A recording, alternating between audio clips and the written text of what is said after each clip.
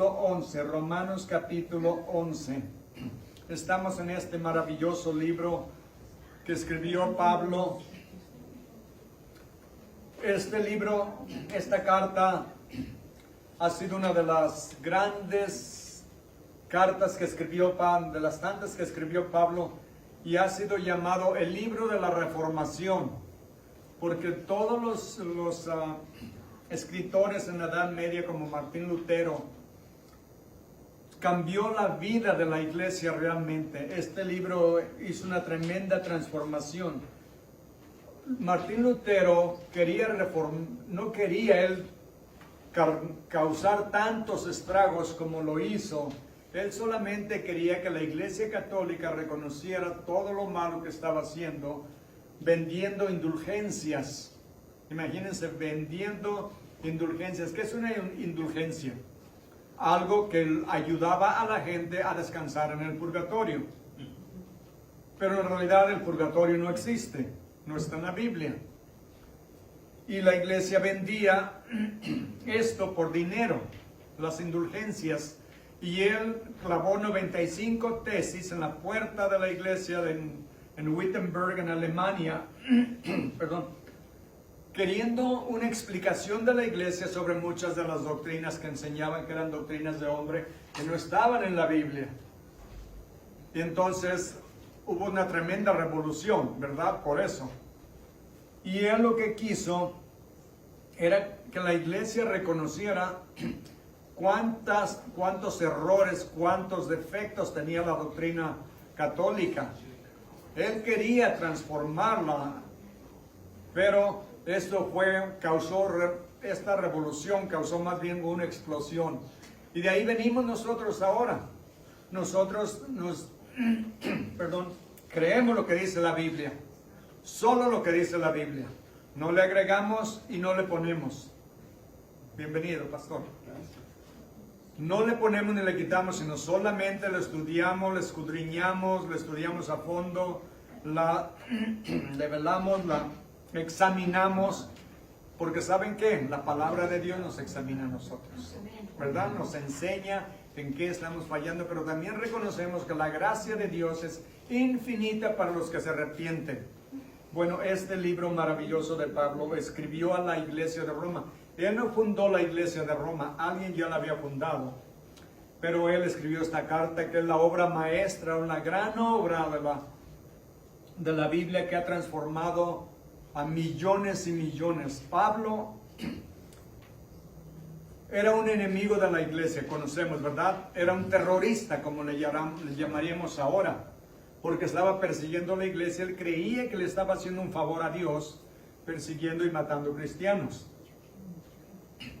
Lo que no sabía que estaba luchando contra Dios, ¿verdad? Eso es lo que le dijo el Señor Jesús. ¿Por qué das de patadas al aguijón? ¿Por qué estás peleando contra Dios? ¿Y qué le dijo el Señor? Saulo, Saulo, ¿por qué me persigues? Estaba persiguiendo a Dios, porque el que persigue a los cristianos persigue a Dios. Entonces, Martín Lutero era monje, y luego era sacerdote, y luego era erudito, maestro, profesor en la universidad. Y cuando estaba estudiando este libro de Romanos, llegó al capítulo 1, versículos 16 y 17. Vayan conmigo ahí y vámonos volviendo a leer. Esta frase lo transformó. Esto es lo que dice Pablo. Porque no me avergüenzo del Evangelio, porque es poder de Dios para salvación a todo aquel que cree, al judío primeramente y también al griego. Porque en el Evangelio la justicia de Dios se revela por fe se revela por fe y para fe, como está escrito, mas el justo por la fe vivirá. Cuando reconoció esto, el justo por la fe vivirá. No es por obras que obtenemos la salvación, ¿verdad? Cuando reconoció esto, dijo que las puertas del paraíso se le abrieron. Reconoció este hombre, Martín Lutero, se golpeaba, se azotaba, se acostaba en la nieve, ayunaba, bueno, hacía todo lo que podía y iba a confesarse casi todos los días ante su confesor, al tal grado que un día le dijo a su confesor, le dijo: Martín, ve y comete algún pecado para que tengas algo que confesar. Lo que ya me estás diciendo me lo dijiste varias veces. Ya lo oí, Dios ya te perdonó, no tienes que seguirte arrepintiendo. Porque él creía que Dios me perdonó ayer, pero ahora es otro día. Y sigo siendo culpable de lo que hice ayer o antier. Y es el problema de la religión no salva. Cristo solamente salva. Y es por gracia a través de la fe, no por obras para que nadie se gloríe. ¿Verdad lo que dice la Escritura? Y cuando él reconoció esto, dice que se le abrieron las puertas del paraíso. En otras palabras, Dios le quitó las vendas de los ojos y vio realmente lo que decía la palabra de Dios. Y eso lo transformó, y esto causó una tremenda revolución en la iglesia. Y de ahí venimos nosotros. Vamos comenzando en el versículo 11. Seguimos en Romanos 11:11. Dice la palabra de Dios: digo pues, ¿han tropezado los de Israel para que cayesen?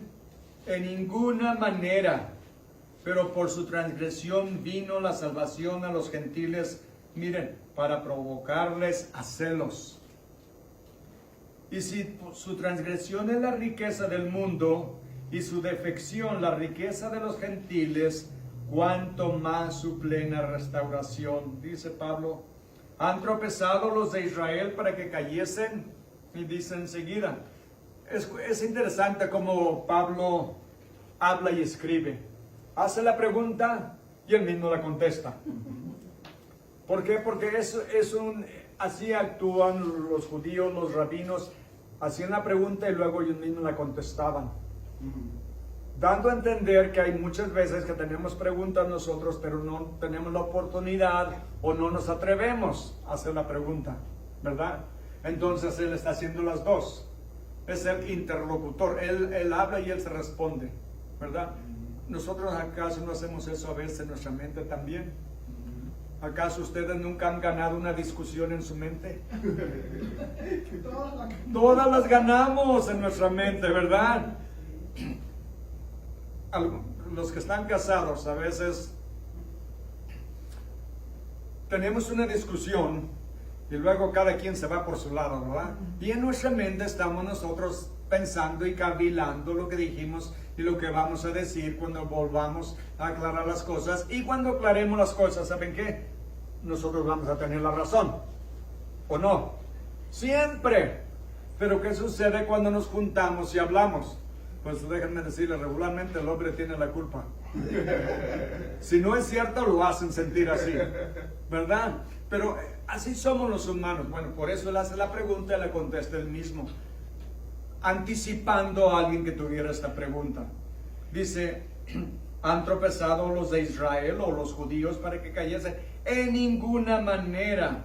Pero por su transgresión vino la salvación a los gentiles para provocar a los judíos a celos. Dios quiere que nosotros, los gentiles, provoquemos a los judíos a que tengan celos de lo que nosotros tenemos. Amén. Cuando fuimos a Israel estábamos con un guía muy educado, increíblemente educado, conoce toda la historia de Israel, es un oficial en el ejército, y ¿saben lo que nos dijo? Envío su fe. Envío su fe. Conoce las escrituras mejor que nosotros, conoce la historia de Israel como nadie, y sin embargo no cree que Jesús es el Mesías, es el Salvador. Y es cuando uno se sorprende, dice, ¿cómo es posible? Conoces la Biblia, conoces tanto de las escrituras y no las puedes creer. Y nosotros debemos de causarles celos o darles sed. Nosotros somos la sal del mundo, ¿verdad? Y la sal que produce sed. Y es lo que nosotros debemos de causarle al mundo, sobre todo los gentiles, que vean la paz que tenemos, la alegría, el gozo de ser cristianos, de haber recibido a Cristo como nuestro Salvador, ¿verdad? Eso es lo que nosotros debemos hacer. Una cosa que me maravilló cuando fuimos a Israel es que veíamos grupos de diferentes países, todos cantando, y muchas veces eran cantos que nosotros cantamos, solo que en otro idioma. Pero es tan bonito ver que la gente se arrodilla y hasta se postra llorando, estando ahí en la presencia, en los lugares donde sabemos que Cristo estuvo. Y la gente se conmueve, y los guías nada más se hacen un lado y nada más nos están viendo como diciendo, estos locos. Pero ¿saben qué? Quisieran tener la fe que nosotros tenemos. Y nosotros debemos de causarles esa sed en ellos, esos celos que digan. Eso me pasó a mí cuando yo vine a Estados Unidos de México y trabajaba en un hospital de ancianos y había un grupito de cristianos ahí y los oía hablando. Ay, qué linda estuvo la alabanza el domingo. Ay, cómo nos gozamos glorificando al Señor y las escrituras que estudiamos. Y yo los veía ya fanáticos. ¿Qué saben estos ignorantes? Yo soy católico, yo tengo todas las respuestas. Lo que sucedía es que yo era el ignorante y ellos tenían las respuestas. Pero me daban celos y me daba sed de lo que ellos tenían. Y yo quería tener lo que ellos tenían y por eso me puse a investigar. Y eso es lo que debemos nosotros hacer, causarles celos y sed a los demás. Sobre todo los judíos, eso es a lo que se refiere aquí. Versículo 12 dice, y si su transgresión es la riqueza del mundo, y por su defección la riqueza de los gentiles, cuánto más su plena restauración. Déjenme los llevo a Deuteronomio 32, 21. Deuteronomio 32, 21. Si gustan acompañarlo, lo leemos juntos. 32, 21. Miren lo que dice Dios al pueblo judío. Dice, ellos me movieron a celos con lo que no es Dios. O sea, con ídolos. Me provocaron a ira con sus ídolos. Yo también los provocaré a celos con un pueblo que no es pueblo. Los provocaré a ira con una nación insensata. O sea, en otras palabras, los voy a provocar a ustedes con unos tontos, con una nación insensata. Los voy a hacer que ustedes tengan celos de lo que yo les doy a ellos. Y eso es realmente la verdad. Nosotros debemos de tener eso en nuestros corazones y causarles celos a los demás que no nos conocen. Me dio mucho gusto. Estuve esta semana pasada en Colorado con mis hijas porque operaron a la más joven, a Natalie, y mi esposa por eso se quedó, no ha regresado, regresa este miércoles. Se quedó cuidándola, pero a un lado de la casa de mi hija y de mi yerno hay una pareja joven. Llegaron y tocaron la puerta. Yo estaba afuera,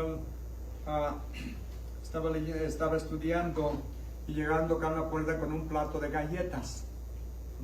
Y resulta que vinieron a invitarlos a la iglesia. Amén. Son cristianos. Aleluya. Una pareja bien linda pareja. Y espero y le pido a Dios que vayan a aceptar la invitación y vayan con ellos a la iglesia. Amén. Pero cómo Dios mueve las cosas, ¿verdad? Cómo Dios acomoda a las personas, las pone a un lado de su casa. Amén. Bendito Dios. Y tienen ese gozo en su corazón, esa alegría. Y espero que eso le cause sed a mi hija y a mi yerno. Porque nuestra oración como padres es de que nuestros hijos caminen con el Señor, ¿verdad? No hay más oración más profunda y más desesperada que ver a nuestros hijos caminando con el Señor. O esposo, padre o madre, hijos, quien sean, ¿verdad? Queremos verlos caminando con el Señor. Y es lo que Pablo dice de sus hermanos judíos. Quiere verlos a ellos también caminando con el Señor. Y dice que lo que sucedió con ellos, la transgresión de ellos vino a ser una bendición para nosotros. Pero saben que Dios ya lo tenía todo planeado. Esto no fue sorpresa para Dios de que los judíos lo rechazaron. Recuerden lo que sucedió cuando Jesús vino a Jerusalén el domingo de Ramos, llegó al monte de los olivos y lloró sobre la ciudad. Y dijo, y si supieran ustedes lo que es para su paz. Pero ahora les quedará oculto Dios cerró los ojos de los gentiles cuando ellos lo rechazaron. ¿Por qué lo rechazaron? Porque ellos creían que Él iba a venir a establecer su reino como está en las Escrituras. Pero cuando vieron que Jesús no se defendió, los fariseos, los sacerdotes, los saduceos, los herodianos, todos lo acusaron ante Poncio Pilatos, y Él no se defendió. Aún Poncio Pilatos se sorprendió que no se defendiera. ¿Recuerdan? ¿Lo hemos estudiado? Entonces la gente, la nación, lo abandonó, lo rechazó. Les dijo Poncio Pilato, dijo, ¿qué hago con este hombre? ¿Y qué dijeron ellos? Crucifícalo. Dijo, ¿cómo lo voy a crucificar? Voy a crucificar a su rey. Y dijeron ellos, no tenemos más rey que a César. Su sangre sea sobre nuestras cabezas y las cabezas de nuestros hijos. ¿Verdad? Entonces ellos lo rechazaron. Entonces Dios los ha puesto en espera a ellos mientras está tratando con nosotros, con los gentiles. Está tratando ahorita con nosotros los gentiles, hasta que se cumpla el número de los elegidos.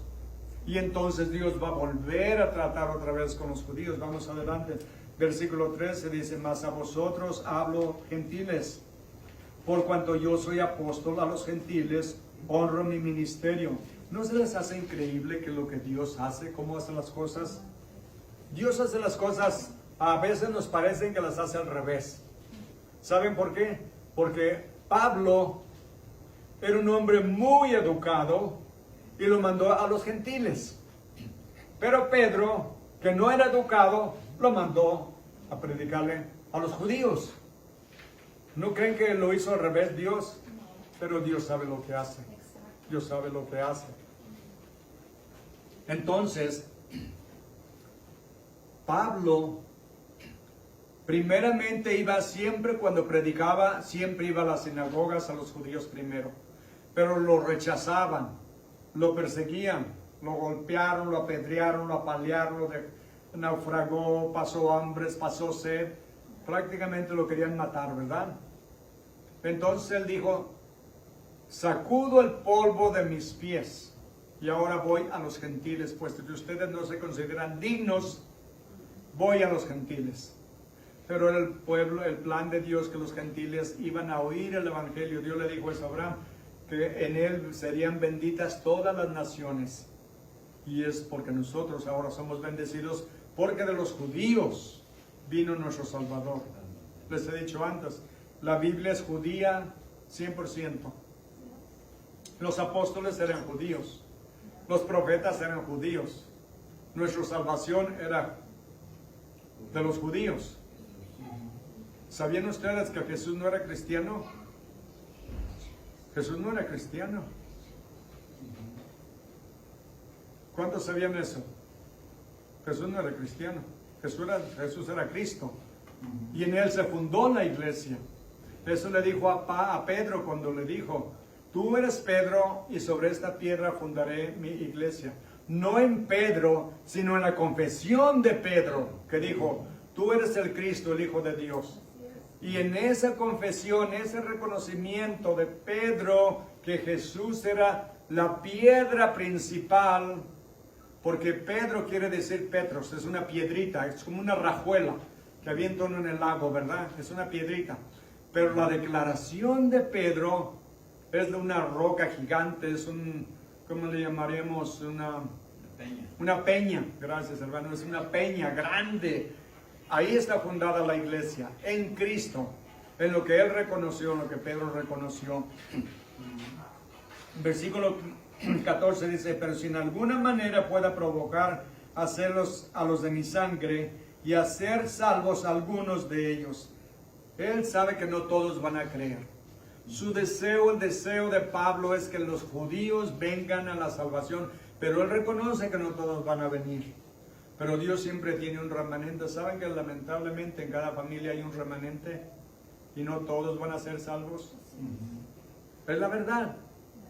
¿O acaso todos nuestros parientes son salvos? No, ¿verdad? Y de los judíos, solamente un remanente va a ser salvo. Es más, nos lo dice en Zacarías. Zacarías, vayan conmigo a Zacarías 12:10. Zacarías está para atrás, nos vamos en reversa, nos encontramos a Malaquías y luego sigue Zacarías, 12:10.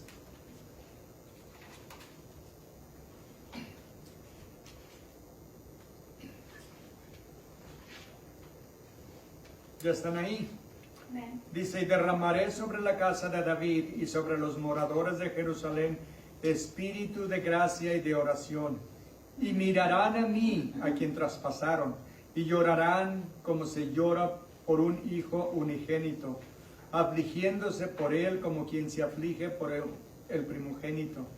En aquel día habrá gran llanto en Jerusalén, como el llanto de Adad Rimón en el valle de Megiddo, y la tierra lamentará cada linaje aparte, o cada tribu, todos ellos, los descendientes de la casa de David por sí y sus mujeres por sí, los descendientes de la casa de Natán por sí y sus mujeres por sí. Y los menciona a todos que van a llorar, porque como se llora por un hijo unigénito. En el versículo 1 del capítulo 3, en aquel tiempo habrá un manantial abierto para la casa de David y para los habitantes de Jerusalén, para la purificación del pecado y de la inmundicia. Dios va a proveer, dice, como una fuente para el perdón de los pecados. Ahora vayamos al versículo 7 del mismo capítulo 13. Dice, levántate, oh espada, contra el pastor y contra el hombre compañero mío, dice Jehová de los ejércitos. Hiere al pastor y serán dispersadas las ovejas. ¿Qué pasó? Así pasó exactamente. Todas las ovejas, todos sus discípulos corrieron cuando lo crucificaron, ¿verdad?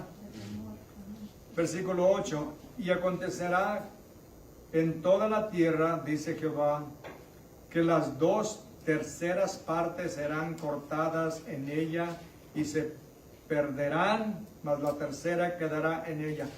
Lo que quiere decir que en la tribulación, en la gran tribulación, 2 de cada 3 judíos van a morir. Ahorita hay aproximadamente en el mundo como 15 millones de judíos. Si hay 15, 10 millones van a morir. Terrible, ¿verdad? Aquí está. Pero miren lo que dice enseguida, y meteré en el fuego a la tercera parte, y probaré cómo se prueba el oro. Él invocará mi nombre y yo le diré, pueblo mío. Y él dirá, Jehová es mi Dios. ¿Ven? Es exactamente lo que va a suceder. Después de la tribulación, el Señor va a poner un espíritu de arrepentimiento en los judíos y todos serán salvos. Ahora regresen a Romanos 11 y veamos el versículo 25, lo que dice. Porque no quiero, hermanos, que ignoréis este misterio. ¿Qué es un misterio? Algo que no se ha dado a conocer, ¿verdad? No quiero que ignoren este misterio para que no sean arrogantes en cuanto a vosotros mismos, que ha acontecido a Israel endurecimiento en parte. Miren, hasta que haya entrado la plenitud de los gentiles, ha habido un endurecimiento en el corazón de los judíos, mientras se cumple el número de gentiles que van a ser salvos. Entonces dice, quedamos en el 25, ¿verdad? Ven el 26.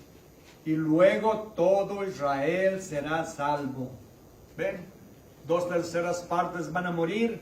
1/3 parte va a ser purificada por la tribulación. Y entonces, ¿qué es lo que van a decir? Dios mío.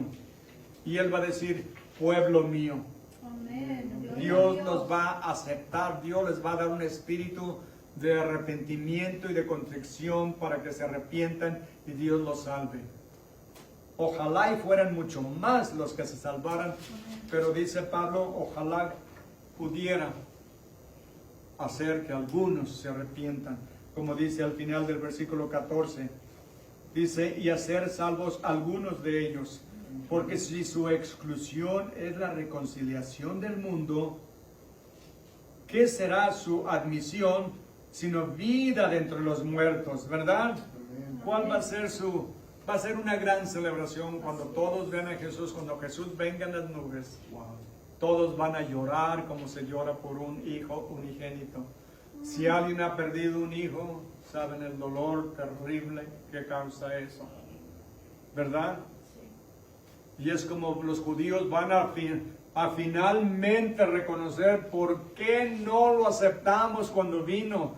Porque los judíos pensaban que leían las escrituras y veían las promesas de que Dios iba a mandar al Mesías, el rey de Israel.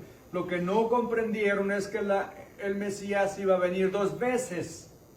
La primera vez tenía que venir como el Cordero de Dios que quita el pecado del mundo. Iba a morir en la cruz en nuestro lugar para pagar por nuestros pecados. Y la segunda vez va a venir a reinar con poder y gloria. Eso es lo que ellos no comprendieron, por eso lo rechazaron.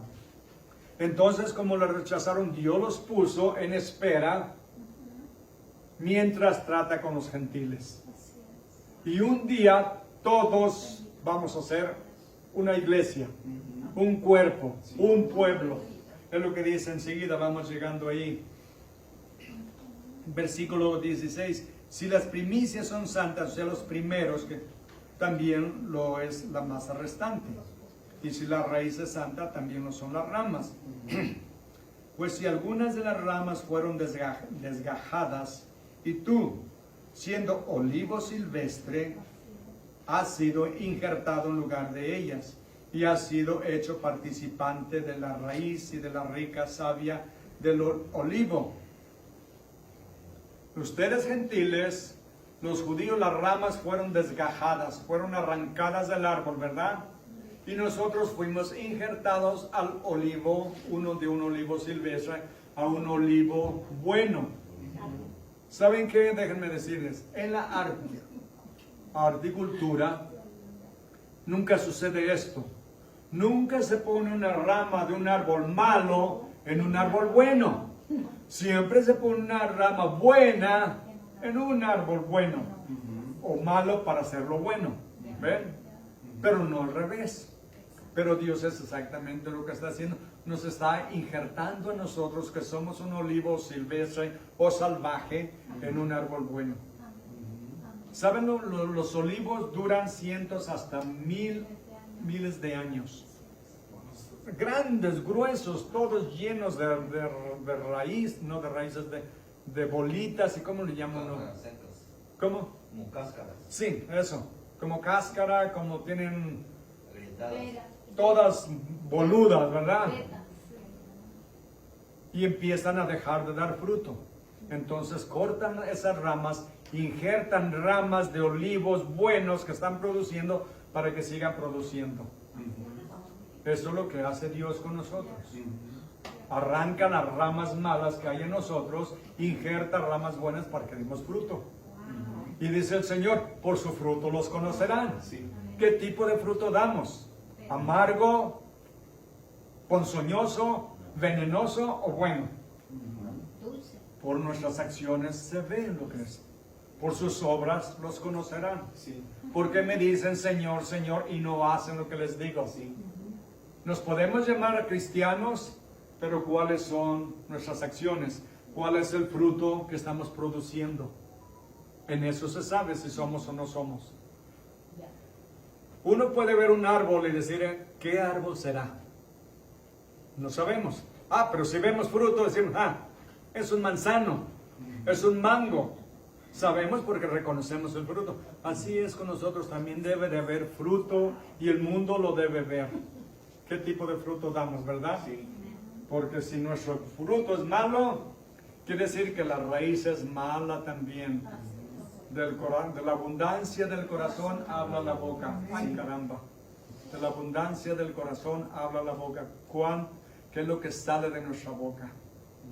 ¿Cómo hablamos cuando nos enojamos o cuando alguien se nos cruza en el camino? Ahí es donde se ve cómo está nuestro corazón. Ay, Chihuahua, no te metas ahí. No hablas tan personal, ¿verdad? Como dijo, estaban en la iglesia, un pastor empezó a hablar la verdad y le dice el esposo a la esposa, no, esta ya se está metiendo en donde no le importa. Me está pegando muy duro. Esto ya no me gustó. Pues, ¿es por qué? Porque había mal fruto y lo estaba descubriendo. No es que uno sepa la vida de la persona. Cuando uno lee la Biblia y explícanos la Biblia y sabemos lo que somos, ¿verdad? Ahí es donde nos... Pero no lo podemos ocultar porque Dios nos conoce. Lo podemos ocultar unos de otros, ¿verdad? Todos, ya cuando tenemos tiempo en la iglesia, aprendemos el cristianismo. ¿Qué es el cristianismo? Dios lo bendiga, hermano. ¿Cómo ha estado? Oh, muy bendecido. Dios lo bendiga, hermano. Ay, y hablamos como cristianos. Pero, ¿qué tal cuando estamos en el trabajo? ¿Qué tal el lunes? Ay, no se meta por ahí, ¿verdad? Pues ahí es donde se ve. En el mundo, en la iglesia es bien fácil ser cristiano. Aquí ahorita todos podemos hablar muy bonito unos de otros y decir las cosas correctas, pero ¿qué tal el lunes? Ay, con esa gente que tengo que trabajar, ¿verdad? Ahí es donde se conoce. Entonces es el fruto del que está hablando. Regresemos.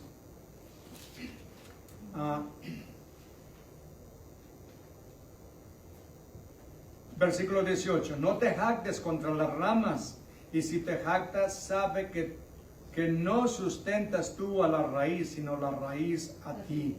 ¿Verdad? No creas que tú le estás haciendo el favor al árbol. El árbol te está haciendo el favor a ti en dejarte que seas injertado en él. En Hebreos 3, 18 y 19 dice, ¿y quiénes juró que no entrarían en su reposo, sino aquellos que desobedecieron?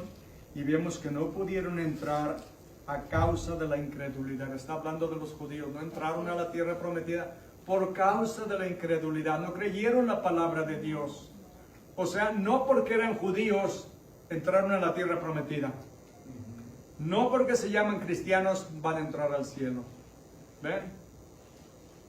El corazón. ¿Cómo está nuestro corazón? ¿Cómo es nuestro corazón? Es lo que debemos de cuidar.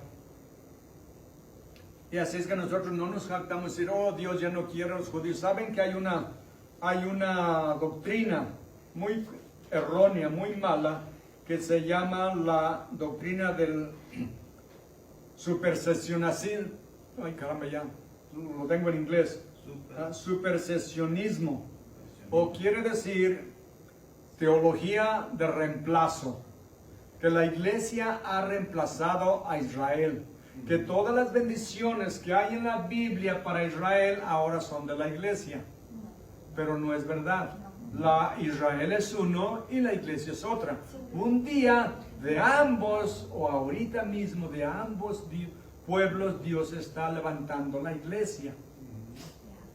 Pero no podemos desechar a los judíos porque Dios los tiene en espera.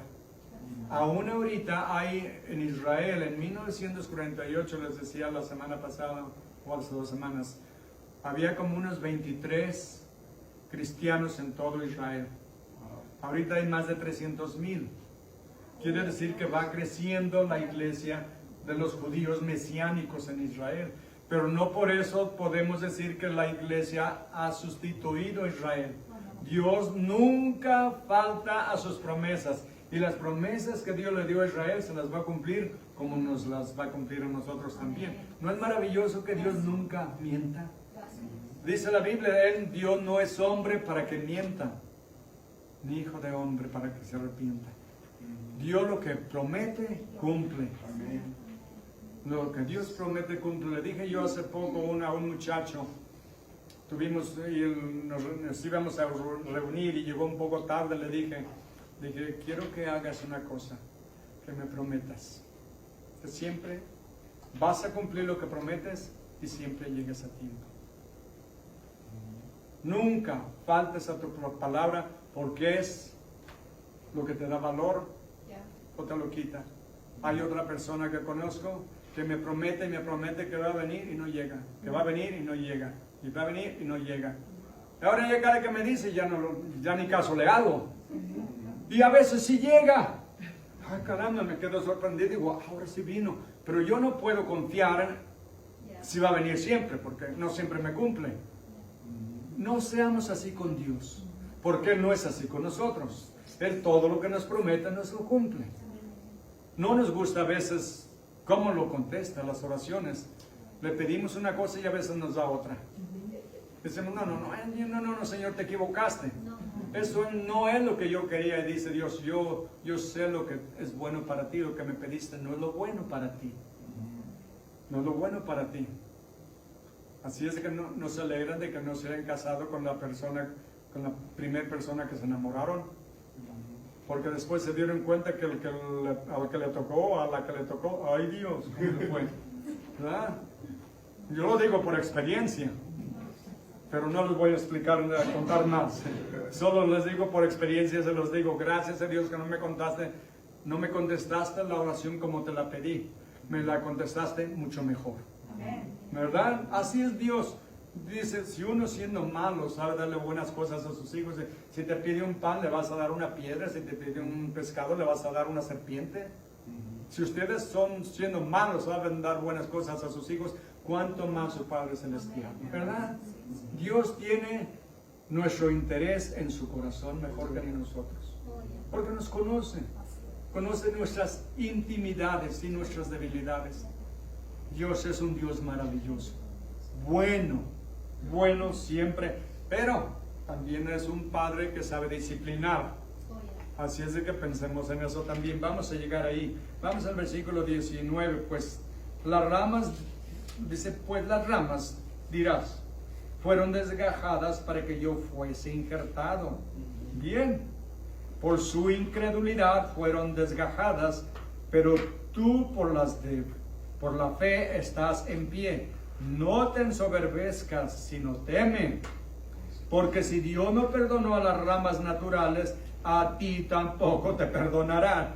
No te vueles, no te creas que porque has sido bendecido, ahora ya Dios se olvidó de ellos y tú tienes todas las bendiciones. Dice, si los desgajó, si los arrancó a ellos, a ti también te puede arrancar. Así es que no te llenes de orgullo, no te ensoberbezcas. En Gálatas 3, 6 al 14 dice, así Abraham creyó a Dios y le fue contado por justicia. Sabed, por tanto, que los que son de fe, estos son hijos de Abraham. Y la Escritura, previendo que Dios había de justificar por la fe a los gentiles, ¿se dan cuenta? Que Dios ya había dicho que iba a salvar a los gentiles. Dio de antemano la buena nueva a Abraham, diciendo, en ti serán benditas todas las naciones. De modo que los de la fe son bendecidos por el creyente Abraham. Porque todos los que dependen de las obras de la ley están bajo maldición, pues escrito está, maldito todo aquel que no permaneciera en todas las cosas escritas en el libro de la ley para hacerlas. Y que por la ley ninguno se justifica para con Dios. Es evidente, porque el justo por la fe vivirá. Como en Romanos 1:17, aquí nos lo vuelve a repetir, y nos lo dice también en Hebreos, y nos lo dice también en el Antiguo Testamento. El justo por la fe vivirá. Y la ley no es de fe. Dice, la ley no es de fe, sino que dice, el que hiciera estas cosas vivirá por ellas. Cristo nos redimió de la maldición de la ley, hecho por nosotros maldición, porque está escrito, maldito todo el que es colgado en un madero o en una cruz, para que en Cristo Jesús la bendición de Abraham alcance a los gentiles, a fin de que por la fe recibiésemos la promesa del Espíritu. ¿Se dan cuenta? Es por la fe, hermanos, que somos perdonados y bendecidos. Nosotros no merecemos la salvación. Dios nos la da como regalo. Por gracia sois salvos a través de la fe, y esto no de vosotros, pues es don de Dios o regalo de Dios, no por obras para que nadie se gloríe. Es por la gracia. Dice, si quieren guardar la ley, tienen que guardarla perfecta. Y como nadie podemos guardar la ley, entonces estamos bajo maldición. Pero no se desesperen. Jesús la cumplió toda. Bendito Dios. Y Él recibió la maldición que nosotros merecíamos. Les he dicho antes, cada uno de nosotros merecíamos una cruz en el monte Gólgota. Así es. Nosotros somos los culpables, somos los mentirosos, los rateros, los criminales, todos los pecados que hemos cometido a través de nuestra vida, debiéramos de haberlos pagado ahí en la cruz. Pero Cristo tomó nuestro lugar. Hagan de cuenta que nos llevaban a la cruz y Él dijo, paren, yo tomo su lugar. Y Él tomó nuestro lugar en la cruz. Y Él sufrió la desgracia, Él sufrió el oprobio, la vergüenza y la ira de Dios. Él pagó por la ira de Dios por nuestros pecados, para que nosotros pudiéramos ser perdonados. Y ahora tenemos un lugar en el cielo. ¿Recuerdan lo que dijo el Señor Jesús? Voy a preparar lugar para ustedes, y si voy a preparar lugar, volveré y los tomaré para que estén conmigo, para que donde yo esté, ustedes también estén. Y el camino ya lo saben. Y le dice Felipe, no sabemos. ¿Y qué dijo Jesús? Yo soy el camino, la verdad y la vida, y nadie viene al Padre sino por mí. Eso quiere decir todas las religiones están mal. Todas las religiones del mundo están equivocadas. Y por eso nos llaman odiosos y nos llaman de lenguaje de odio. Hate speech. Lenguaje de odio porque el Papa y el imán de los musulmanes tuvieron una reunión y se pusieron de acuerdo y nadie va a evangelizar a los otros y todos se van a ir juntos al infierno. No es lo que dicen. Todos se van a ir al cielo porque dicen que todos los caminos llevan a Dios. Sí. Y si así fuera, Cristo murió de balde. Pero Él dijo, yo soy el camino, la verdad y la vida, y nadie viene al Padre sino por mí. Entonces, ¿quién es el mentiroso? Dios no miente, Dios es perfecto. Entonces, todas las religiones están mal. Así es. Y el Papa está trabajando en formar una religión universal, una sola religión. Pero ¿saben quién no han sido invitados a todas esas reuniones? Los cristianos evangélicos. Los que creemos la Biblia y decimos que solo la Biblia es la palabra de Dios y no le quitamos ni le ponemos. Por eso no somos aceptados. Desde ahorita ya la iglesia, no han oído en varias iglesias, han empezado balaceras, matando gente, quemando iglesias y todo. Y va a aumentar, cada día va a aumentar más. Pero dijo Jesús, si me odiaron a mí, los van a odiar a ustedes. Así es. Si me persiguieron a mí, los van a perseguir a ustedes. Pero tengan ánimo, yo he vencido al mundo. Amén. Nosotros no peleamos por la victoria, nosotros peleamos desde la victoria. Porque en Cristo somos más que vencedores en aquel que nos amó. Amén. Cristo que nos amó, ¿verdad? Entonces, Bendito Dios. venga lo que venga, debemos recibirlo como la voluntad de Dios. Amén. Nuestras vidas están en sus manos. Aleluya. Nuestro aliento está en sus manos. El latir de nuestro corazón Aleluya. está en sus manos. Gracias, Señor. Cuando estaba yo en el hospital, yo no sabía si iba a vivir hasta mañana. Es más, a veces era de hora a hora y a veces de minuto a minuto, porque a veces no podía respirar. Y dice uno, ¿qué tan serio es eso? Pues saben que es muy serio cuando uno no puede respirar. Se siente re feo. Se siente uno que se va a morir. Pero aún, no les miento, nunca he sentido más la presencia de Dios que cuando estuve en esos tiempos. Nunca lo he sentido más cerca. Y créanme que no tenía miedo a morir. No tenía miedo a morir porque sé a dónde voy. Aleluya. No porque lo merezco, porque Cristo lo ganó por mí. Y lo mismo que me ofrece a mí, lo ofrece a todos. Así es. Todo el que venga a mí, dice Jesús, no lo rechazaré. Así es de que tenemos la garantía y la promesa del Señor que nuestras vidas están en sus manos y no tenemos que temer nada. En Efesios, les leo, Efesios 2, 11 y 12 dice, por tanto, acuérdense que en otro tiempo ustedes los gentiles en cuanto a la carne eran llamados sin circuncisión por la llamada circuncisión hecha con mano de la carne, en la carne. O sea, los gentiles decían, ustedes no son parte, porque no están circuncidados. En aquel tiempo estaban sin Cristo, alejados de la ciudadanía de Israel y ajenos a los pactos de la promesa, sin esperanza y sin Dios en el mundo. Imagínense qué horrible vivir así. Así éramos antes. Así estábamos antes exactamente. Estábamos sin esperanza y sin Dios en el mundo. Pero teníamos religión. Pero la religión no salva a nadie. Es más, la religión manda a todo el mundo al infierno. Porque la religión es un sustituto de Cristo. La religión no es de Dios, es del hombre. La relación con Dios, eso es la salvación. Amén. Cristo es la salvación, una relación íntima, profunda con Dios. Eso es lo que todos necesitamos. Y si estamos en Cristo, es todo lo que necesitamos y nada más. Gloria a Dios. No debemos de agregarle absolutamente nada. En Mateo 7:13 dice la palabra de Dios: entrad por la puerta estrecha, porque ancha es la puerta y espacioso el camino que lleva a la perdición, y muchos son los que entran por ella. Porque estrecha es la puerta y angosto el camino que lleva a la vida, y miren, y pocos son los que la hallan. ¿Se dan cuenta? La otra, mucha gente, hagan de cuenta una carretera, un highway, ¿verdad? Y vean el gentío. Y acá por una callecita angosta, al otro lado van unas cuantas gentes. Cuesta arriba. Y los otros van muy tranquilos en lo parejito, pero van a la destrucción. Es mejor ir por el camino angosto y entrar por la puerta estrecha, porque es la que lleva a la salvación. Es lo que nos dice la palabra de Dios en Juan 15. Ahí sí quiero que me acompañen. Juan 15 del 1 al 8.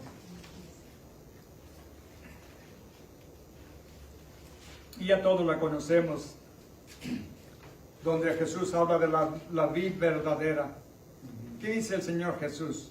Yo soy la vid verdadera y mi Padre es el labrador o el jardinero. Todo pámpano, toda rama que en mí no lleva fruto, la quitará. Y todo aquel que lleva fruto, la limpiará para que lleve más fruto. Ya ustedes están limpios por la palabra que les he hablado. Permanezcan en mí y yo en ustedes. ¿Y qué más dice? Como el pámpano no puede llevar fruto por sí mismo si no permanece en la vid, así tampoco ustedes si no permanecen en mí. Yo soy la vid, ustedes los pámpanos. El que permanece en mí y yo en él, este lleva mucho fruto, porque separados de mí nada podéis hacer. El que en mí no permanece será echado fuera como pámpano y se secará, y los recogen y los echan en el fuego y arden. Si permanecen en mí y mis palabras permanecen en ustedes, pedid lo que quieran y os será hecho. En esto es glorificado mi Padre, en que lleven mucho fruto y sean así mis discípulos. Amén. ¿Se dan cuenta? Es lo que debemos de dar fruto en nuestras vidas todos los días. Que la gente al vernos reconozcan que hemos estado con Jesús. ¿Verdad? Eso es lo que debemos hacer. Así es que voy a leer unos versículos más y vamos a parar. Vuelvo a Romanos. Dice que no nos llenemos de soberbia porque hemos sido implantados, injertados en el olivo bueno. Versículo 22 dice: mira pues la bondad y la severidad de Dios. La severidad ciertamente para con los que cayeron, pero la bondad para contigo, si permaneces en esa bondad, pues de otra manera tú también serás cortado. ¿Se dan cuenta? Hay que ser humildes. No hay que llenarnos de orgullo y decir, ya la tengo hecha. No, ¿verdad? Porque podemos ser arrancados también. Así es de que seamos humildes y seamos agradecidos a Dios por todo lo que ha hecho y hace por nosotros. Amén. Padre bendito, Dios todopoderoso, lo adoramos y lo glorificamos. Lo exaltamos con todo el corazón, Señor. Le damos toda la honra y toda la gloria. Y pido, Padre bendito, una bendición especial para los papás en este día. Sobre todo los que han estado luchando, guiando a sus familias. Sí, Señor. Y también, Señor, por las mamás que hacen el doble trabajo. Bendígalas, Señor. Te damos toda la honra y toda la gloria, Padre eterno. En el maravilloso y santo nombre de nuestro Señor y Salvador Jesucristo. Amén. Amén. Amén.